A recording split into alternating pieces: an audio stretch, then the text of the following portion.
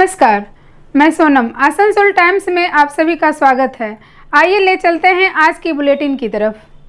आपके मकान को बनाए आपके सपनों का आशियाना, डेकोर वॉलपेपर। लजीज खाने के शौकीन लोगों के लिए अच्छी खबर। आसनसोल के एसबी गुराई रोड स्थित सुकांतो मैदान के सामने खुल गया है the Zaika fast food restaurant.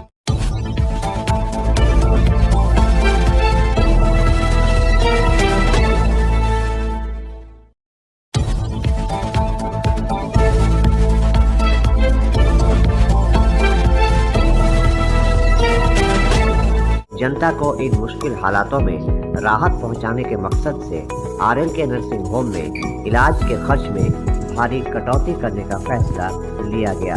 रविवार की रात पुलिस बाराबनी थाने की तरफ से बाराबनी से झारखंड जाने वाली सड़क पर नाका चेकिंग की जा रही थी। रानाकुड़ा घाट से 5 किलोमीटर पहले झारखंड दिशा से आ रहे 2 लोगों को पुलिस ने नीली अपाची बाइक पर पकड़ लिया। बाइक से 5 किलो गांजा निकला। झारखंड निवासी जनार्दन पॉल और गोपीनाथ पॉल को गिरफ्तार किया गया है। पुलिस सूत्रों के मुताबिक ये दोनों झारखंड से यह धंधा लंबे समय से कर रहे थे। वे बाराबनी, आसनसोल, जामुरिया सहित कई जगहों पर गांजा सप्लाई करते थे। उन्हें इस दिन आसनसोल जिला न्यायालय ले जाया गया। एक पुलिस अधिकारी ने बताया कि 14 दिन के पुलिस रिमांड के लिए आवेदन किया जाएगा।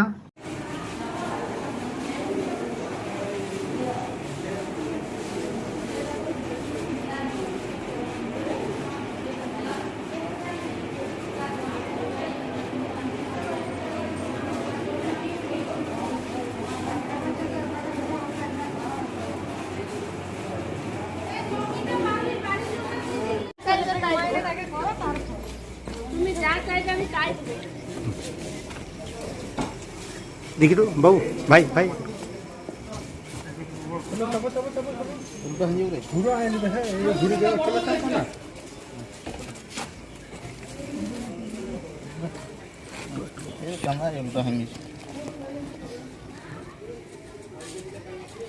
মালগুলো কোথায় নিয়ে যাচ্ছিলে তোমরা ভাই? কোথায় নিয়ে যাচ্ছিলে মালগুলো? কতদিন ধরে করছো এরকম? 5-6 মাস। তো কোথাও চেক হতো না? কি নাম তোমার? গোপীনাথ। আর ওর কি নাম? তো এই মালটা কালকে কোথা থেকে নিয়ে আসছিলে?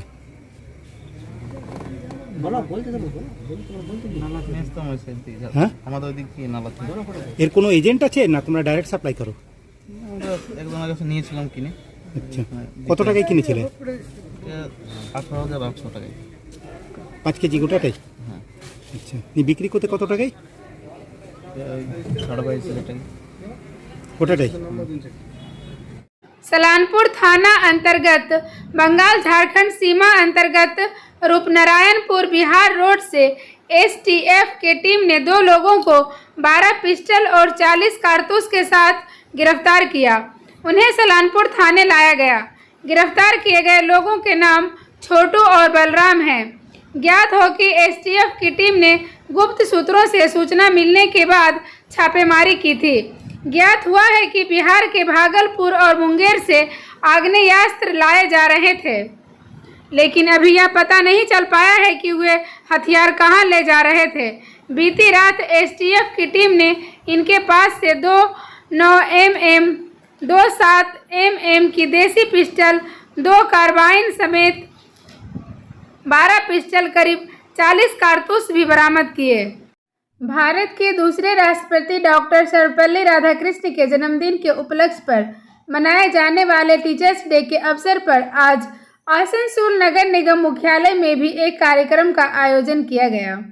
यहां आसनसोल नगर निगम के chairman Amarnath Chatterjee, deputy mayor Abhijit Ghatak, Wasim ul Haq, शिक्षा विभाग के MMIC Subrata Adhikari, Indrani Mishra, Dibyendu Bhagat, commissioner Rahul Majumdar, Sanjay Nonia, BC college के प्रिंसिपल फाल्गुनी मुखर्जी सहित आसनसोल नगर निगम के कई पार्षदगण भी उपस्थित थे।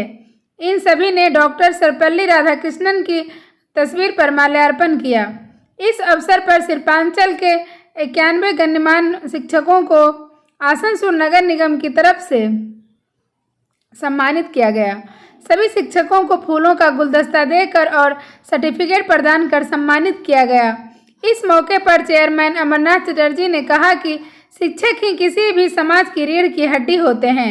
एक शिक्षक ही समाज निर्माण में सबसे महत्वपूर्ण भूमिका निभाते हैं, चाहे वह डॉक्टर हो या इंजीनियर या IAS IPS ऑफिसर। शिक्षक इन सभी की प्राथमिक नींव का निर्माण करते हैं। उन्होंने बताया कि जब कोई छात्र बड़ा होकर किसी ऊंचे पद पर पहुंचता है और समाज और देश की सेवा में खुद को नियुक्त करता है, उसके या उसके परिवार से ज़्यादा खुशी उसके शिक्षक को होती है। ठीक वैसे ही एक छात्र को भी उस समय सबसे ज़्यादा खुशी होती है जब वह जिंदगी में किसी मकाम पर पहुंचकर अपने शिक्षक का आशीर्वाद लेता है। उन्होंने कहा कि हमारे देश में वैसे भी गुरु शिष्य परंपरा रही है और उन्होंने नई पीढ़ी को अपने शिक्षकों का आदर करने की सलाह दी। उन्होंने कहा कि एक समाज और देश तभी तरक्की कर सकता है जब वह अपने शिक्षकों को उचित सम्मान दे। সর্বপল্লী রাধাকৃষ্ণন যিনি ছিলেন, ওনার জন্ম দিবস আজকে ছিল। এই জন্মদিবসে আমরা যারা এক বছরের মধ্যে রিটায়ার্ড টিচারদের আমরা সম্মান জানাই প্রত্যেকবার আসানসোল মিউনিসিপ্যাল কর্পোরেশনের তরফ থেকে। এবারেও তা অন্যথা হয়নি। এবারেও যত টিচার রিটায়ার করেছিলেন আমাদের এই পশ্চিম বর্ধমান জেলায় সবাইকে আমরা কর্পোরেশনের তরফ থেকে তাদেরকে সম্মান প্রদান করলাম। আর আজকের দিনটা বিশেষভাবে যারা বাচ্চা থেকে বড় হই, তো প্রথম গুরু হয় মা বাবা, তারপরের গুরু তিনি হচ্ছেন শিক্ষক। তো তাদেরকে সম্মান জানাতে পেরে আসানসোল কর্পোরেশনের পক্ষ থেকে আমরা নিজেদের ধন্য মনে করছি। ধন্যবাদ। शिक्षक दिवस के अवसर पर आज आसनसोल नगर निगम के आशुतोष हॉल में Paschim Bardhaman self financed school and college teaching and non teaching staff association का गठन किया गया।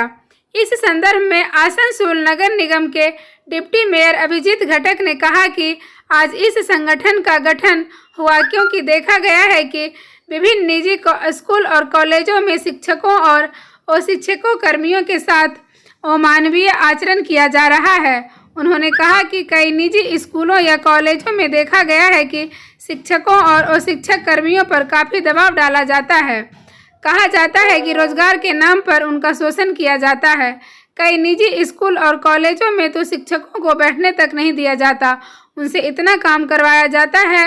इसी के खिलाफ आज इस संगठन का गठन किया गया जिससे निजी स्कूल और कॉलेजों में पढ़ा रहे शिक्षकों और अन्य अशिक्षक कर्मियों के हितों की रक्षा हो सके। अभिजीत घटक ने कहा कि यह संगठन पूरी तरह से गैर राजनीतिक संगठन है और इसका एकमात्र उद्देश्य है निजी स्कूल और कॉलेजों में कार्यरत शिक्षकों और अशिक्षक कर्मियों के हितों की रक्षा करना। একটা নতুন সংগঠন শিক্ষকদের শুরু হচ্ছে, যে সংগঠন বিশেষ করে যেসব প্রাইভেট স্কুল কলেজগুলো আছে যেগুলো সরকারি নয় বেসরকারি, সেই সব সংগঠনে যারা সেই সব স্কুলে যারা শিক্ষকতা করছেন তাদের সংগঠন হয়েছে। আমরা প্রায় এই ধরনের অভিযোগ পাচ্ছি যে এই সব স্কুলগুলো যখন খুশি কাউকে টিচার হিসাবে রাখছে, যখন খুশি তাকে বার করে দিচ্ছে হায়ার অ্যান্ড ফায়ার হিসাবে, তাদেরকে সঠিক মাইনে দিচ্ছে না, তাদেরকে সঠিক পারিশ্রমিক দিচ্ছে না সেই সব স্কুল কলেজগুলো, এবং তাদের নানান রকম শর্ত তাদের ওপর লাগু করছে যেগুলো বেআইনি শর্ত।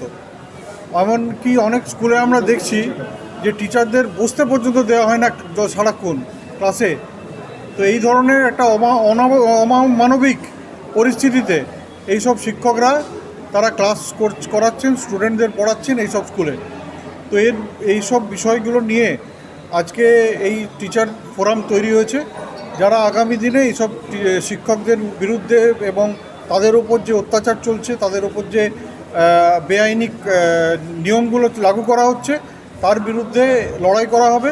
এবং এই ফোরাম তৈরি হয়েছে, এই অ্যাসোসিয়েশন তৈরি করা হয়েছে, যেখানে এই অ্যাসোসিয়েশন আগামী দিনে এইসব শিক্ষকদের যারা স্কুল কলেজ প্রাইভেট স্কুল কলেজগুলো রয়েছে সেখানে যারা টিচাররা রয়েছে তাদের নানান দাবি দাওয়া নিয়ে এবং তাদের যাতে কোনো রকমভাবে শোষণ না করা হয়, তাদের যখন খুশি নিয়োগ এবং যখন খুশি তাদেরকে বার করে দেওয়া হচ্ছে সেই বিষয়ে তাদের লড়াই করবে।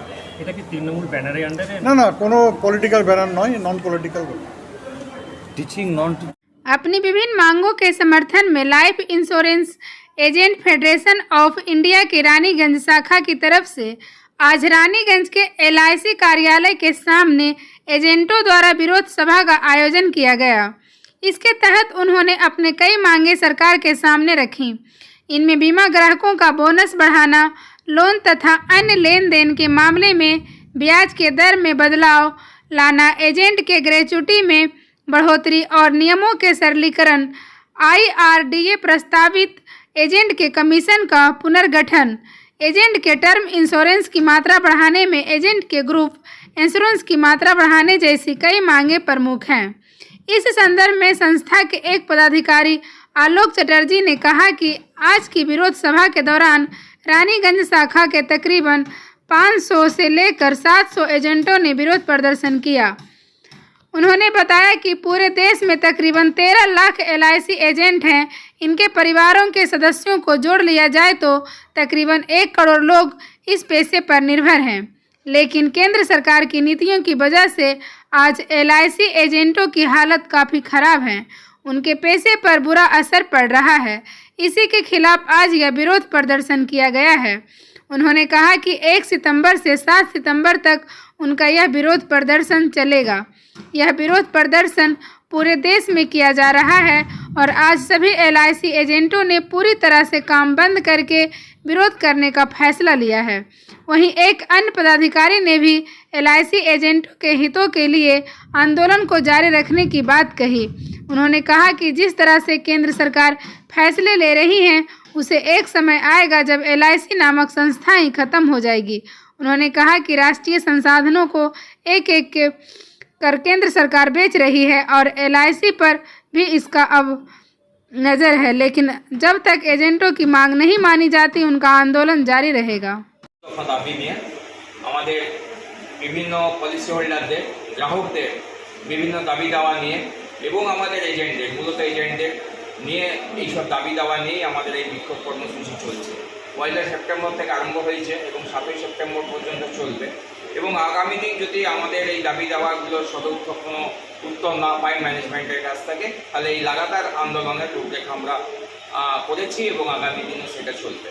মূলত আমাদের যে এজেন্টের আমরা প্রথম দাবি করেছি যে আমাদের যে গ্রাহক অর্থাৎ পলিসি হোল্ডার, সেই পলিসি হোল্ডারদের অবিলম্বে বোনাস বৃদ্ধি করতে হবে, কারণ অনেক জায়গায় ইন্টারেস্ট রেট বেড়ে গেছে কিন্তু LIC সেই জায়গায় স্ট্যাক হয়ে আছে। আমরা চাইছি যে অবিলম্বে গ্রাহকদের বোনাসটা বৃদ্ধি করতে হবে, এইটা প্রথম দাবি। তারপর যে এজেন্টের যে বিভিন্ন রকম সুযোগ সুবিধা, অর্থাৎ ম্যানেজমেন্ট যে এজেন্টদের প্রতি যে বিমাতৃসুলভ আচরণ করছে, বর্তমানে ভারতবর্ষে প্রায় 13 লক্ষ এজেন্ট এই পেশার সঙ্গে যুক্ত আছে এবং তাদের পরিবার, মানে যদি পরিবার ধরা হয় প্রায় 1 কোটির ওপর লোক এই রুটি রোজগারের প্রধান ভরসাস্থল হচ্ছে LIC। তো সেইগুলো আজকে একটা বিপদের মুখে সম্মুখীন হয়েছে তাদের পরিবার এবং তারা। আমরা এই প্রতিবাদ করছি এবং বর্তমান যুগে যে কেন্দ্রীয় সরকারের যে আচরণ, সেই আচরণের যে এইসব বিভিন্ন লাভজনক সংস্থাগুলোকে যেভাবে একটা বিপদের মুখে ফেলে দিচ্ছে, সেই সব প্রতিবাদও আমরা করছি এবং আমরা বলছি যে এজেন্টদের গ্র্যাচুইটির পরিমাণ এবং আমাদের কমিশনের হার দীর্ঘদিন ধরে আমরা কমিশনের পুনর্বিন্যাস হয়নি। আমরা চাইছি বর্তমান যুগে যে মূল্য বৃদ্ধি হচ্ছে সেই পক্ষে এজেন্টের সেই রুটি রোজগারের প্রশ্ন আজকে খুব বিপদের মুখে পড়ে গেছে এবং আমরা চাইছি এজেন্টের যে group insurance, club membership rule, বিভিন্ন ক্লাব মেম্বারশিপ রুল তার পরিবর্তন, তার সরলীকরণ, এই বিভিন্ন দাবি দাবা নিয়ে আমরা আজকে পথে নেমে এসেছি এবং সেটা একান্ত বাধ্য হয়ে এসেছি। এই রানীগঞ্জ ব্রাঞ্চে নিয়ার অ্যাবাউট 500 উপর প্রায় 700 জন এজেন্ট আছে যারা রুটি রোজগার বিভিন্নভাবে এটার উপর নির্ভরশীল আছে। 700 এজেন্ট।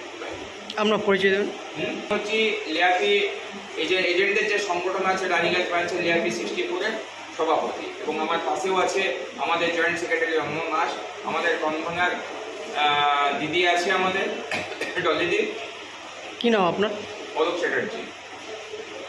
যে বিষয় নিয়ে আমরা অবস্থান বিক্ষোভ করছি, সারা ভারতবর্ষে সমস্ত এজেন্ট আজ একত্রিত হয়ে এজেন্টদের দাবি দাবাগুলো নিয়ে আমাদের এই বিক্ষোভ।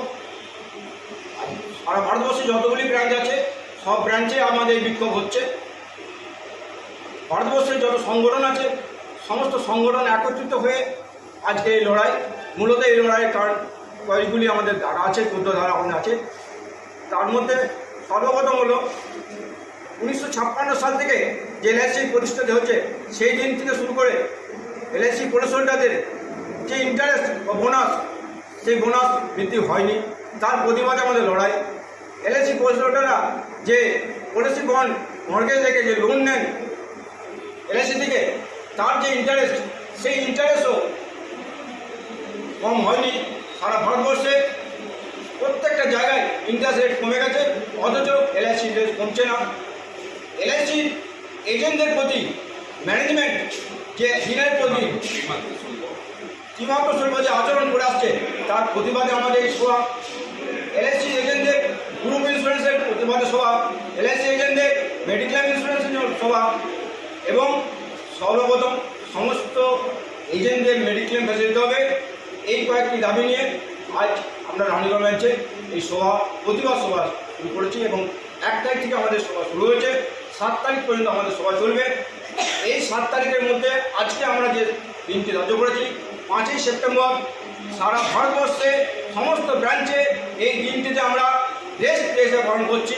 এই রেস্ট ডের উদ্দেশ্য হচ্ছে এলআইসি এজেন্টরা কোনো কাজ করবে না, নিজেরা নিজের জায়গায় বিশ্রাম নেবে এবং এলআইসি অফিসের সামনে বসে বিক্ষোভ জানাবে। পলিসি হোল্ডারের স্বার্থে, এজেন্টদের স্বার্থে বিক্ষোভ জানাবে। 7ই সেপ্টেম্বর পর্যন্ত আমাদের এই ধরনের সভা হবে। এই সভার মাধ্যম দিয়ে যদি ম্যানেজমেন্ট কোনো জায়গায় সিদ্ধান্ততে না আসে, তাহলে আগামী দিনে আমরা আরও বড় আকারে সিদ্ধান্ত নিতে যাব, যার মাধ্যম দিয়ে আমরা হয়তো সারা ভারতবর্ষে একদিন দেখা যাবে যে সমস্ত এলআইসি অফিসগুলোকে রেস্ট ডে পালন করছি। এবং সেপ্টেম্বর মাসে আমরা সেগুলো নির্দেশ আসবে, সেই নির্দেশ অনুযায়ী আমরা সেগুলো এগিয়ে যাব। এবং আগামী দিনে সারা ভারতবর্ষের সমস্ত এজেন্ট এক হয়ে নিজের অধিকার, নিজের চাহিদা আদায় করার জন্য যত দূর যাওয়া দরকার তত দূর সমস্ত এজেন্টরা একত্রিত হয়ে এক হয়ে সমস্ত এজেন্টরা লড়াই করবে ম্যানেজমেন্ট এগেंस्ट। अभी तक आप देख रहे थे आसनसोल और आसनसोल के आसपास की खबरें। ऐसे ही खबरों को देखने के लिए बने रहें हमारे साथ। नमस्कार।